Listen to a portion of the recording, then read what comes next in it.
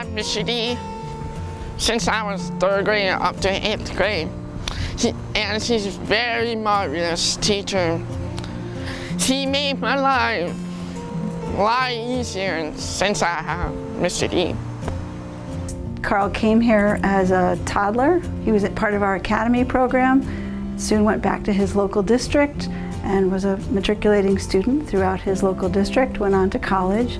And actually I didn't see him for a long time, so it was a phone call out of the blue and he called and said, "Hi, remember me? I think I want a career change."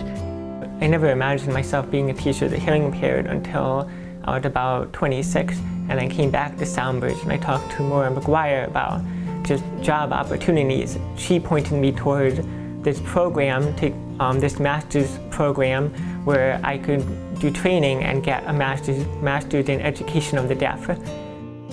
I learned so much about myself, and I changed, as a person. So I owe a lot to going on that path. The first 3 years, I believe, of Carl's teaching career with Soundbridge, he was in a classroom with children who have hearing loss. But now he's been working as an itinerant teacher for us on our consulting teacher service. And that means that he travels to different towns all over Connecticut.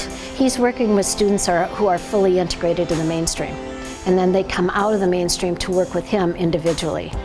His work includes helping the child's speech and language grow, as well as helping their academics improve and helping to keep them up to speed with what's happening in the classroom.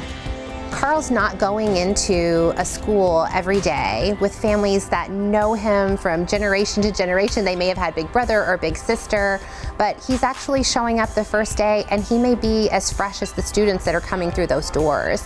And that takes a special person to be able to walk into this new environment and connect with people.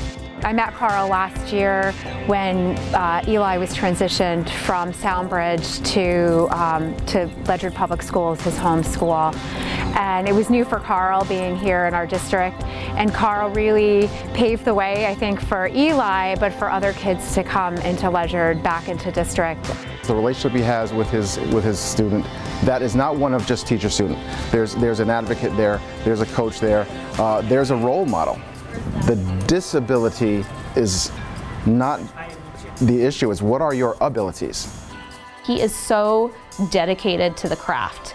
He wants to become a master teacher, and he will do everything he can to improve on teaching, whether it's reaching out to mentors or reflecting. He is constantly looking to improve. I think that good teachers, really good teachers, help children see the world in a new way. But you get an exceptional teacher like Carl, and he helps his students see themselves in a new way. I tell my students all the time that my job is to help you so that you have no need for me anymore, so that you don't need a teacher, the hearing impaired, so that you have these skills to carry you in life. He's dedicated for his students in trying to improve their ability in academics. He's an advocate because he's hearing impaired himself, and he can relate to his students because of that and anticipate their needs and connect with them a way that other people can't. Carl is very real with the students that he works about their disability, about what their responsibility will be in their disability, not only with their equipment, but also in their self-advocacy, in their education. I am always humbled by his message to those students. Carl's amazing at building relationships with people.